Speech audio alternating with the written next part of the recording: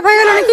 আমি যাবো না, আজকে আমার অনেক পেটে লাগছে। তারা তো অনেকক্ষণ ধরে ওয়েট করছে, চল তোকে যেতে হবে। তুই ফের এরকম এসছিস কেন, এখনো বের হসনি? আমি ভাবছি যাবো না, তার জন্য এখনো বের হয়নি। ওই সব কথা বলে আর লাভ নেই, দেখ আমরা নিয়ে চলে এসেছি, সবকিছু রেডি হয়ে গেছে। এখন তুই যা ড্রেস পরে আয়। ঠিক আছে, তাহলে আমি 1 মিনিট বের হয়ে আসছি। আমি বাইরে যেয়ে দেখি তো তারা এখনো সবকিছু সাজানো হয়েছে কিনা হয়নি।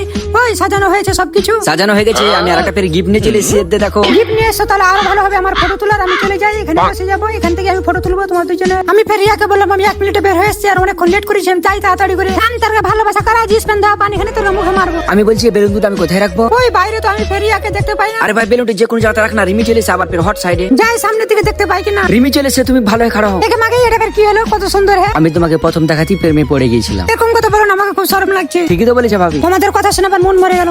রিমি, তোমার জন্য আমি একটা গিফট এসেছি। I love you. মা, এটা কি হলো? ওই কি হলো? ওদের ভালোবাসা আমি জল দিয়ে নষ্ট করেছিলাম। আমি যদি জানতাম এরকম হবে, তাহলে আমি কখনোই ভালোবাসতাম না। প্লিজ শোনো, আমি তোমাকে অনেক ভালোবাসি, আমি মুছে দিচ্ছি, তোমাকে রাগ করো না। দেখে তো ফটোটা কেমন উঠেছে, আমাকে তো হাসি পাচ্ছে। দেখো আমাকে দেখে রিয়া আবার হাসছে। আমি তোমাকে দেখে হাসছি না, এই যে ফটোটা দেখে হাসছি। থাম, তোর ফটোর কিছু কইতে দিয়া রে। তুমি আমাকে ধরতে পারবে না, আমি পালিয়ে গেলাম। পালাজিত কেন, কারো হাত দম থাকলে ওকে গেলে মেরে খালি লাভ আছে। কুমার না তুই ধর। নেক্সট পার্ট দেখার জন্য কমেন্ট করে জানাও, আর আমাদের চ্যানেলটা প্লিজ সাবস্ক্রাইব করে দাও।